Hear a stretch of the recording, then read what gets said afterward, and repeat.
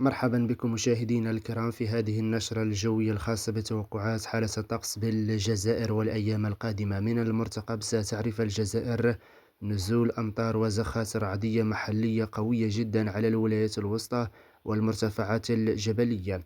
أمطار عاصفية وقوية أحيانا بخنشلة وباتنا وبريكة وبسكرة والمسيلة وسطيف وقسنطينة وسوق هراس وتيز وزو والمدية والشلف ومستغانم ومعسكر وغليزان وتيارت. وأجواء مستقرة جنوب الواحات وجنوب الصحراء خلال يوم الخميس 23 من أفريل. استمرار الأجواء المتقلبة والممطرة على الولايات الوسطى وشرق البلاد والمرتفعات الجبلية. خلال يوم السبت 25 من أبريل أمطار حاضرة بقوة على البيض والمشرية وراس لمة وسيدي بلعباس وبلول وتيارت وعين وسارة والجزائر العاصمة وبجاية وقسنطين وسطيف وبرج بعراريج.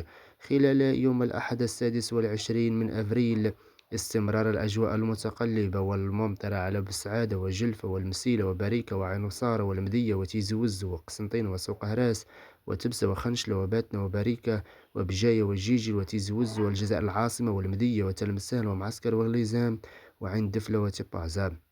نحن في متابعة ورصد آخر التطورات بخصوص الحالة الجوية المرتقبة بالجزائر إن شاء الله خلال يوم الثلاثاء 28 من أفريل. استمرار الأجواء الحارة في معظم الولايات الوسطى والشمالية الغربية، ويجب التوخي الحيطة والحذر وتجنب المناطق الحارة في الجنوب الصحراء. بداية من يوم الخميس تكونات رعدية قوية جدا وأمطار عاصفية، وقد تتشكل سيول وفيضانات وجريان الأودية في بعض الولايات. بداية من أيام شهر ماي ستكون الأجواء حارة وممطرة على بعض الولايات الوسطى والشمالية الغربية والولايات الشرقية الجزائرية. خلال يوم الأحد 3 من مايو ويوم الاثنين أمطار عاصفية وقوية بسيدي بالعباس ببلول تيارت عين وصارة المدية الشلف بسعادة جلفة بجاية قسنطينة سطيف برج بعراريج. أجواء مستقرة بجنوب الواحات وجنوب الصحراء. أمطار حاضرة بقوة على سيدي بالعباس ببلول كذلك بسعيدة. أمطار حاضرة بإذن الله على الولايات الشمالية الغربية والولايات الشرقية الجزائرية. وأجواء مستقرة بجنوب الواحات وجنوب الصحراء.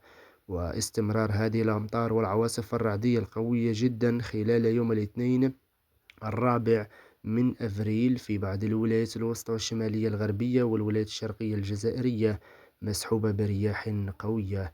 قبل ختام النشرة يجب التوخي الحيطة والحذر والاشتراك بقناتنا فضلا وليس أمرا ليصلكم كل جديد. ونلتقي في نشرة قادمة بإذن الله.